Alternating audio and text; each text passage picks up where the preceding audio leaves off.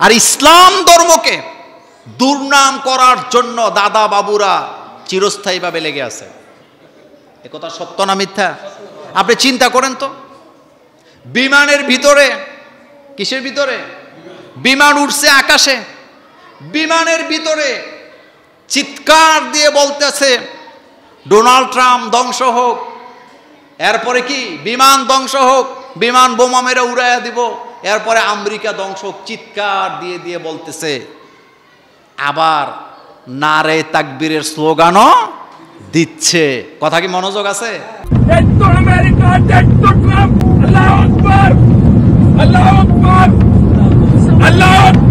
কিসের স্লোগান দিতেছে? নারে তাকবীর, আল্লাহু আকবার। এই স্লোগানটা কার? মুসলমানের। কার? জোরে বলেন কার?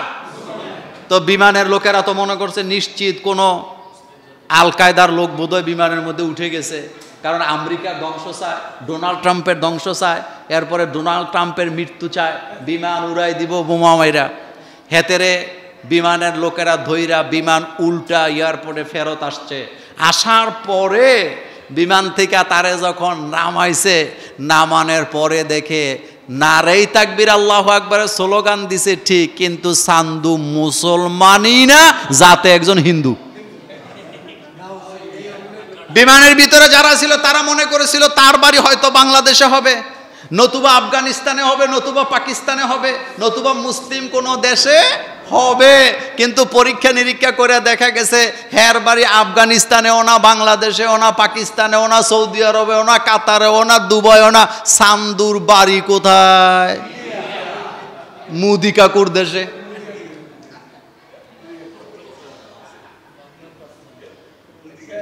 শুধুমাত্র মুসলমানরা ইসলাম ধর্মকে দুর্নাম করার জন্য তাদের এই অপচেষ্টা যোগে যোগে আছে নাকি নাই? এই চেষ্টা বোধহয় বাংলাদেশে নাই। কথা আসতে কোন কেন? এই চেষ্টা বোধহয় বাংলাদেশে নাই। একটা কথা মনে রাখবেন, পৃথিবীতে মুসলমানদেরকে দুর্নাম করার জন্য তারা যত কোটি কোটি টাকা ডলার খরচ করুক না কেন, ইসলাম চিরস্থায়ীভাবে মাথা উঁচু করে কিয়ামত পর্যন্ত দাঁড়ায় থাকবে। এ ওয়াদা কার? হুয়াল্লাযী আরসালা রাসূলাহু বিল হুদা ওয়া দীনিল হক লিইয়ুযহিরাহু আলাদ-দীনি কুল্লি। আল্লাহর নবীর ব্যাপার আল্লাহ পাক বলছেন হুয়াল্লাযী আরসালা রাসূলাহু বিল হুদা ওয়া দীনিল হক। সে আল্লাহ রব্বুল আলামিন তার নবীকে, তার রাসূলকে দ্বীনে হক সহকারে দুনিয়াতে প্রেরণ করেছেন। পৃথিবীতে যত বিধান আছে সমস্ত বিধানের উপরে ইসলামকে বিজয় করে দিবেন কে?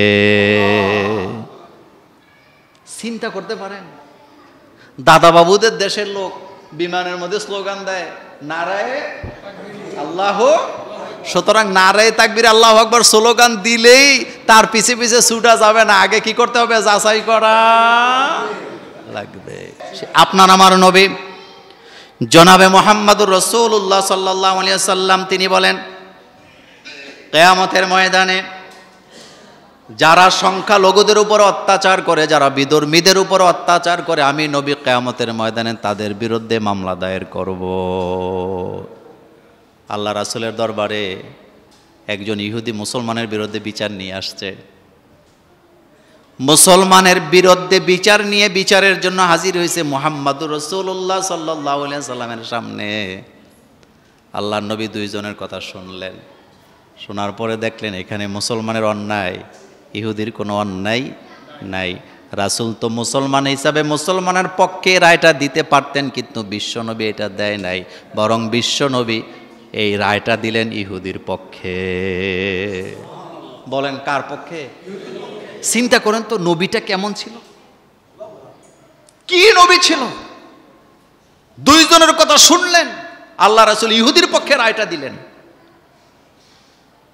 আর আমরা যখন মেলে দরবারে বসি, হেতে আমার বংশের ফোলা, তার বিরুদ্ধে বিচার করা যাবে, হেতে আমার ফোলা, হেতে মন্ত্রীর ফোলা, হেতে এমপির ফোলা, হেতে ওসির ফোলা, হেতে ডিসির ফোলা, আসেনি? আছে। খবরদার, খবরদার। সুতরাং আমরা কারো কথায় নিজেদের ঐতিহ্যকে কখনো বিসর্জন একটা কথা মনে রাখবেন, কেউ যদি আপনার খোসায়, এই খোসানির জবাব দেওয়া দরকার নেই। জবাব না দিলে আপনার মর্যাদা বাড়বে না কমবে? এই শিক্ষা দিয়েছে আমাদেরকে ইসলাম। বলেন কে দিছে? রাসূল করিম সাল্লাল্লাহু আলাইহি সাল্লাম একদিন যাচ্ছেন, এক জায়গায় যায় দেখে আবু বকর সিদ্দিক রাদিয়াল্লাহু তাআলা আনহুকে একটা লোক গালাগালি করতেছে। তো রাসূল হাসতেছে। আবু বকর সিদ্দিক রাদিয়াল্লাহু তাআলা আনহুকে গালাগালি করতেছে, রাসূল হাসতেছে। আবু বকর কিচ্ছু কয় না, চুপ করে দাঁড়ায় আছে। শুনতে শুনতে শুনতে শুনতে শুনতে শুনতে এক পর্যায়ে আবু বকর সিদ্দিক রাদিয়াল্লাহু তাআলা আনহু জবাব দিছে।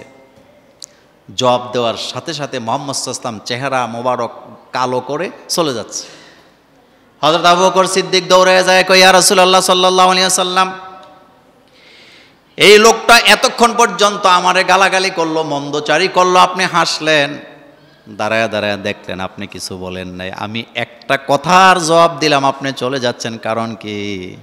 আল্লাহর নবী বললেন, আবু বকর শোনো, এই লোকটা যতক্ষণ পর্যন্ত তোমার এক মন্দচারী গালাগালি করতেছিল, তুমি যতক্ষণ চুপ ছিলা, আল্লাহর দুইজন ফেরেশতা তোমার পক্ষ হইয়া তার বিরুদ্ধে কথা বলতেছিল, কিন্তু যেই মাত্র তুমি জবাব দিছ, ফেরেশতারা চলে গেছে, এই জন্য আমি নবীও চলে গেলাম।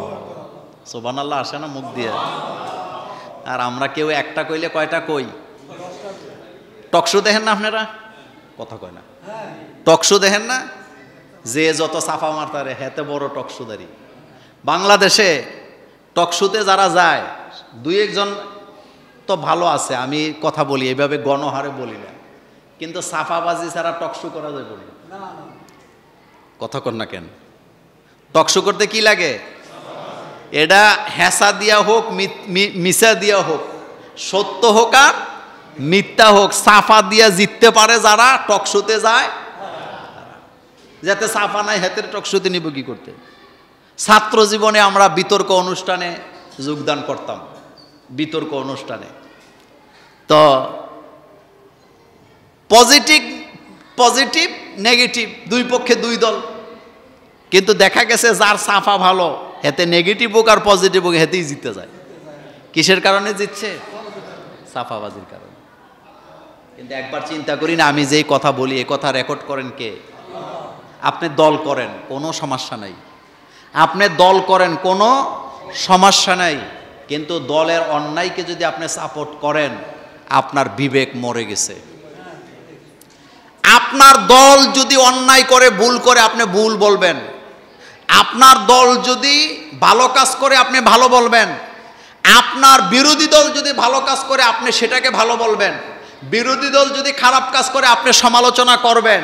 কিন্তু আপনার দল খুন করলেও ভালো, আপনার দল মানুষের উপর অত্যাচার করলেও ভালো বলবেন, সাদাবাজি করলেও ভালো বলবেন। এটা কখনো রাজনীতি হতে পারে না, এটা ব্যবসা, এটা বিজনেস।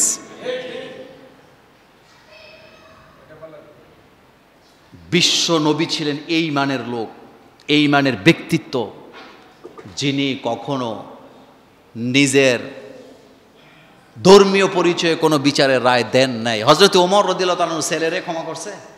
কথা আসতে কয়, ছেলেরে ক্ষমা করছে? করে নাই। নিজের ছেলেদেরকে ক্ষমা করেন নাই। কি মানের শাসক ছিলেন তারা। আর আমাদের অবস্থাটা কি? আমার নিজের ছেলে যত অন্যায় করে আমার কাছে অন্যায় মনে হয় না। এত আদর ভালো না। ছোটবেলা থেকে ছেলে মেয়েরে শিষ্টাচার না শিক্ষা দিলে, কুমিল্লার ভাষায় একটা কথা বলে, ক্ষেতের ইডা কোথায় ভাঙে? কথা জোরে কর না কেন? আপনি যে ছেলেরে আশকারা দিচ্ছেন, আপনি মনে করতেছেন আমার ছেলে যদি সন্ত্রাস হয়, আমার ছেলে যদি লাঠিয়াল বাহিনীর সদস্য হয়, তাহলে জুমুরে আমার উপরে কথা বলার আর কেউ ক্ষমতা রাখবে না। কিন্তু মন এত খুশি হইয়েন না, একদিন আপনার ছেলের লাঠি আপনার মাথায়ও পড়তে পারে। আপনার ছেলে গার্দিরা ঘর থেকে বের করে দিতে পারে। এই জন্য আগে শাসনটা ঠিক রাখেন, নম্রতা ভদ্রতা শিক্ষা দেন, এমন মানুষ তৈরি করেন। প্রথম কথা হলো এমন সন্তান তৈরি করতে হবে যেই সন্তানকে দেখলে পরে চক্ষু শীতল হয়ে যায়। আপনার ছেলে হাফেজে কোরআন, আপনার ছেলে আলেমে কোরআন, আপনার ছেলে ভালো রেজাল্ট করছে, আপনার ছেলে নম্র, ভদ্র, এলাকার লোকদেরকে সম্মান করে, এরকমের সন্তান দেখলে বাপ মার হৃদয়ের মধ্যে একটা আলাদা প্রশান্তি জাগে নাকি জাগে না? এইটাকে বলা হয় কুররাতা আইন। যেই সন্তান দেখলে চক্ষু কি হয়? শীতল হয়। কিন্তু আপনার ছেলে সন্ত্রাসী করে, সাদাবাজি করে, গুন্ডামি করে, মাস্তানি করে, এরকমের লোক দেখিয়া বাপ মার কাছে কি ভিতরে ভিতরে ভালো লাগে নাকি? লাগে না।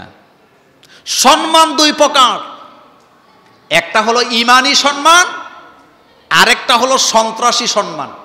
কথা বুঝে আসে নাই? ঈমানি সম্মান কি?